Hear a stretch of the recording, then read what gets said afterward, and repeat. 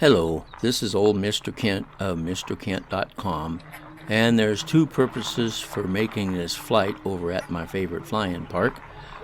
First of all, my friend was flying over there the other day, and I saw in his video it looked like somebody had made a new road, possibly down into the bottom of the Queen Creek Wash, and I'd like to try going down there with my bike.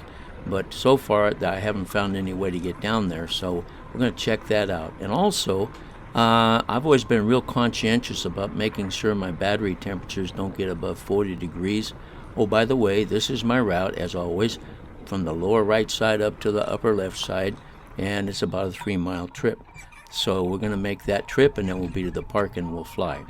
So here we are, and like I said, most people don't worry. They don't seem to worry too much about battery temperatures like I do. So I thought, well, maybe I should just do some testing and see how hot I can get my battery and still not ruin it. So instead of stopping at 40 degrees centigrade today, I'm going to fly around the park and let it get up to 50 degrees. Then tomorrow I'll go fly again and see if the battery is still good. So here we go. We're going to take off from the park and fly up the Queen Creek Wash, and we'll take a look at what has changed, if anything has. So while we're doing that, I'm going to tell you a story. And I don't think I've told you about the motorcycle I had when I was in college. It was my very first motorcycle, and my folks said they'd pay my way to college if I didn't go to Bible school. I should have gone to Bible school, but I listened to what they said, and so I let them pay my way the first year. And at the end of the first year, I had the opportunity to work in California with my cousin and make some extra money to help pay the bills for tuition and so forth. And so I went down to California that summer, and while I was down there, we went to a motorcycle shop, and there was this little motorcycle. Well, wait a minute. We're going to check temperatures here. And so I got to go down through there. So there was this little motorcycle shop, and they had a Gorelli Mosquito, which is a Italian racing bike, and we'll take a look at the battery temperatures. 33 degrees centigrade, so plenty of time yet to fly, according to the book. So anyway, so they had this little motorcycle, 60cc, bored out to 70cc. Can you imagine that? So, and it was only $125. Now, that was more money back then than it is now, but it was a pretty good buy, and I had the $125. So I bought the motorcycle, and of course, as soon as my parents found out about it, they said, you have to sell that motorcycle. And of course, I said, no, I'm not going to sell the motorcycle. And they said, no boy of ours is going to ride a motorcycle because, see, they had a friend who got killed in a motorcycle, so it's understandable. So anyway, I refused to sell the motorcycle, and so then they said, okay, you just pay your own way to college. I don't know if that was an easy way to get out of spending all that money on me, but anyway, so I kept the motorcycle, and at the end, okay, now here we come at the end. If you look in the upper right-hand corner, there seems to be a road coming down through the wash up above and coming down into the little area where the water rushes through. So we're going to take a quick, more close look at that and see if there's any way for me to get down in there with my e-bike. So anyway, they said, no, you pay your own way.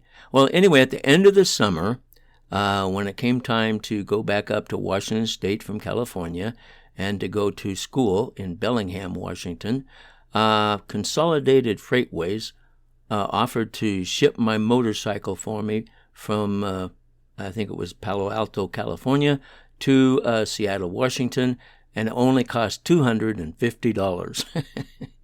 So now my folks were really mad, and so anyway, got it up there. And now I'm still look straight up the center there. You can see a road coming down, and then it comes on down into the creek there in the center of the screen, and comes on down to the part where the water rushes through where all those big chunks of concrete are. And I'll put some links to other videos I've made of those concrete blocks. But anyway, it comes down through there, and it doesn't look like anything's going to change down below, but there is that road that comes down through there. And I had never noticed it before. So somebody's been riding their dirt bikes or something. So anyway, $250, I had my motorcycle, and then my sister and her husband, my older sister, they decided that they would load it up in his pickup truck and drive me from Seattle up to Bellingham, where I was going to school, and then I'd have transportation when I got up to Bellingham. And so now I'm going to pan over here because there's a possibility that, as I noticed, that looks like maybe there's enough road to get down in there up in the upper right-hand corner. I've checked that out before, and in one of my videos I've got somewhere. I'll try to find the right one. I couldn't ride my bike down in that little narrow spot that runs along that little gully, so I walked. I just walked myself down through there, and it looks like maybe, I don't know if that's changed or not, but I'll have to check that out someday. So anyway, got my motorcycle up there, and of course the very first chance I had to ride it home from from Bellingham to Seattle, which was a 100-mile-an-hour trip, a 100-mile trip, and I could only go 60 miles an hour if I laid down on the tank. So down I went, and I got down there, and I visited my folks for the weekend, and then came time for me to ride back. And so I'm riding back, and we're going to check temperatures here. And it looks like it's up to 40 degrees. Now, this is where I always stop and land.